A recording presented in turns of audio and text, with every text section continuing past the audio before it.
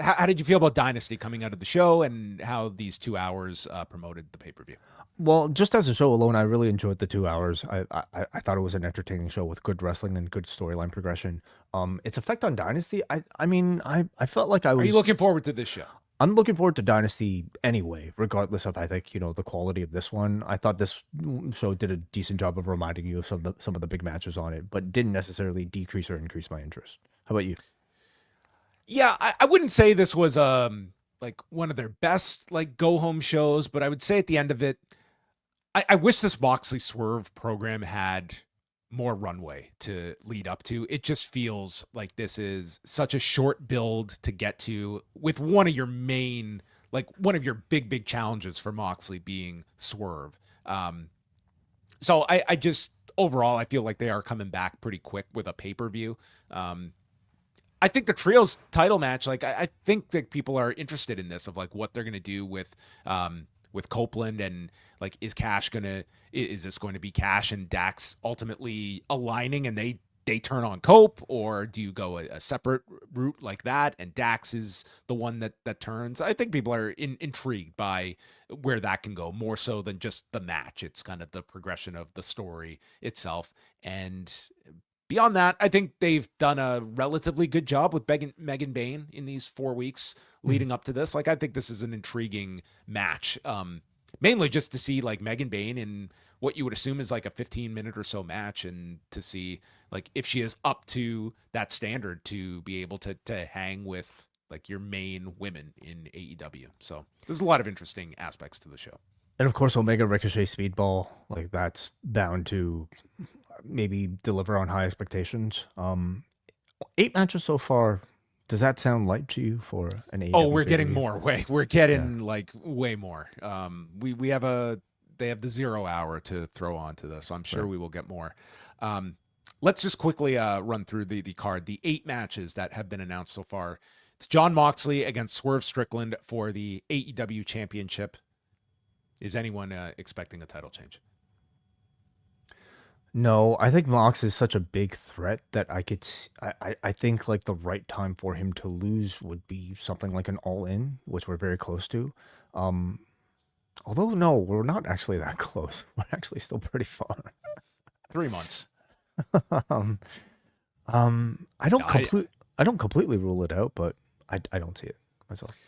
Timeless Tony Storm against Megan Bain for the AEW Women's Championship. I see Tony Storm retaining here, and I think it's more so trying to make Megan Bain into a player here. But Tony Storm, like she lost so decisively in the tag last week that I think she gets the win here.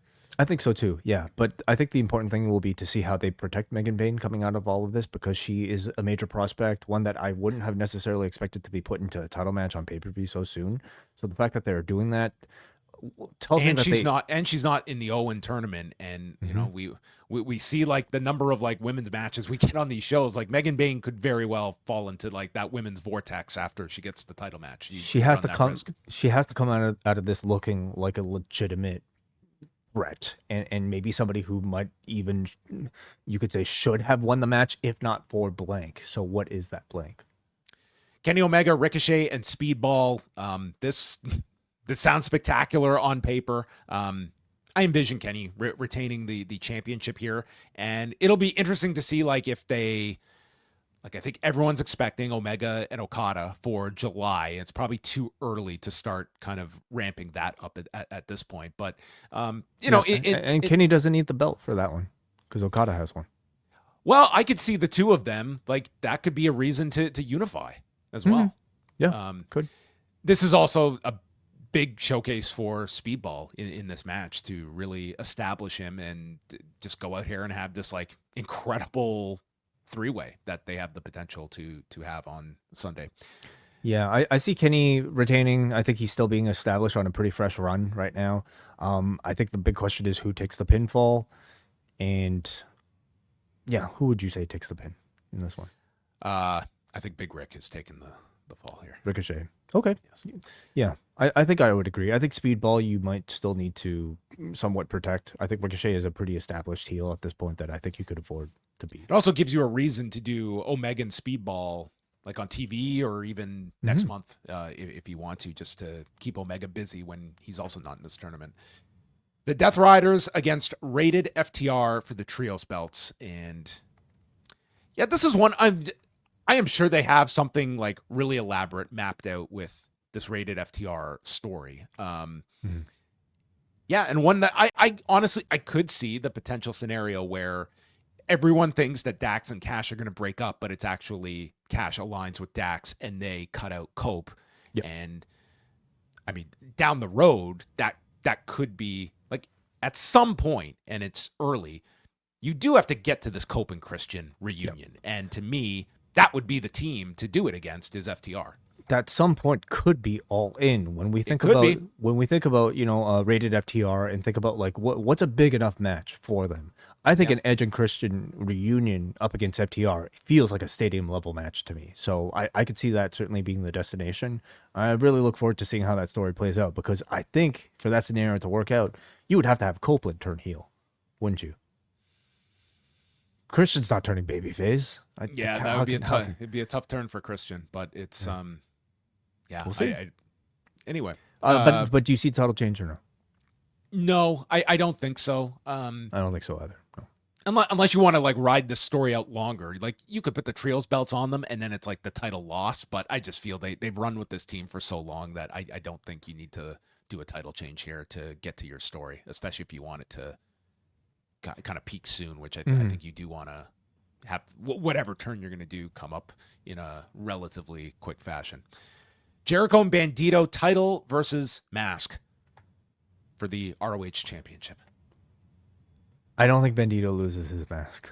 Um, I think it would be just terrible for him to lose his mask here. It does yeah, feel like odd to do just an ROH title. I guess it is the ROH title, but just like it's gonna be right in the middle of this card. I'm more so curious just how much this crowd gets into it because sometimes you do these mask matches and they just get super heat. And mhm. you know what they've done? I think overall, like it's been a good build that they've done just from the last pay per view with Gravity.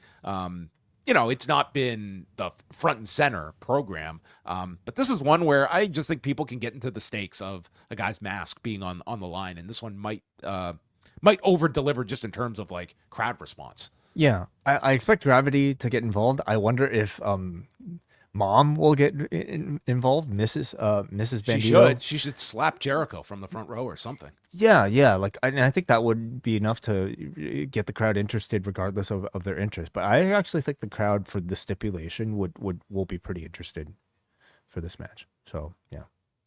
What if Bandito wins here, and then Jericho wants revenge, and it's title versus hair.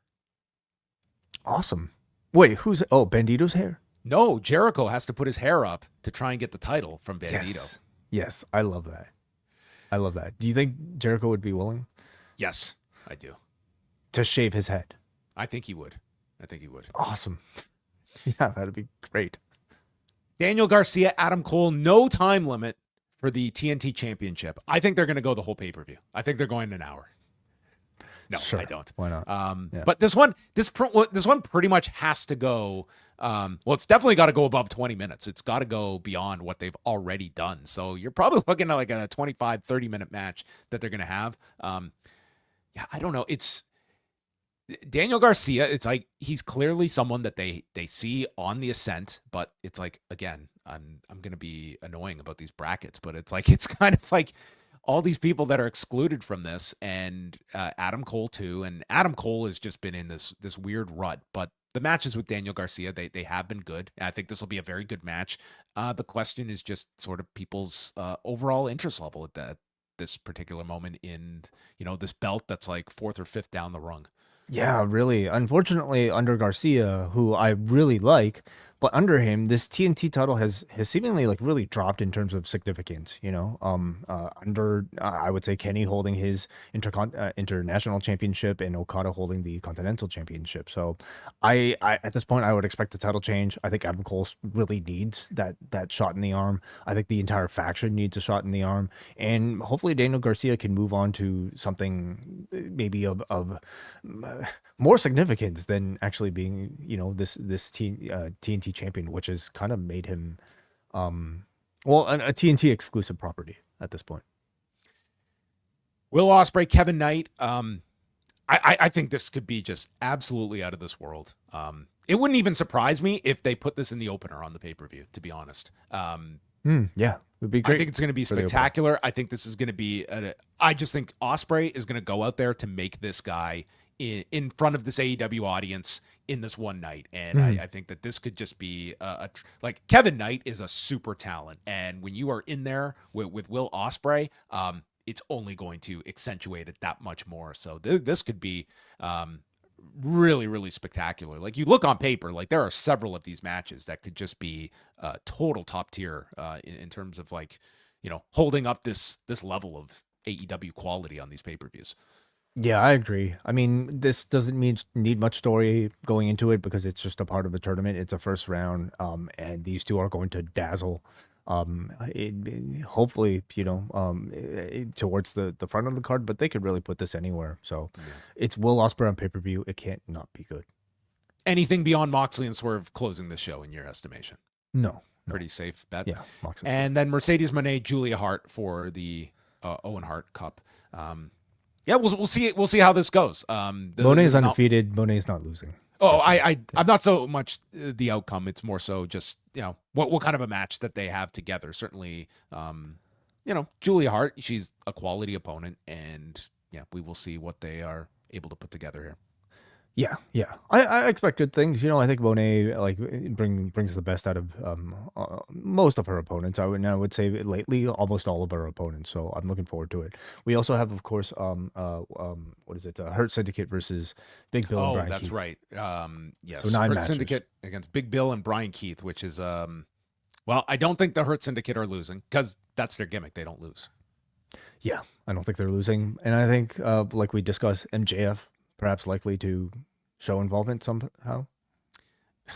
Yeah, I mean, yeah, we'll see by Sunday. I hope Big Bill and Brian Keith don't come out of this just looking like total like cannon fodder here, like losing to these guys who, I mean, it's and if they fail and Jericho also loses, then what happens to the learning tree? Yeah, you are pushing that as well. Like this idea that like I don't see anyone expecting them to win the tag titles here and not proving their worth to Jericho. So yeah, you do have that kind of group breaking apart at the foundation of the tree itself. The roots. All right, so that is Dynasty. We are going to be live Sunday night as soon as the pay-per-view ends. We will be up at youtube.com/postwrestling.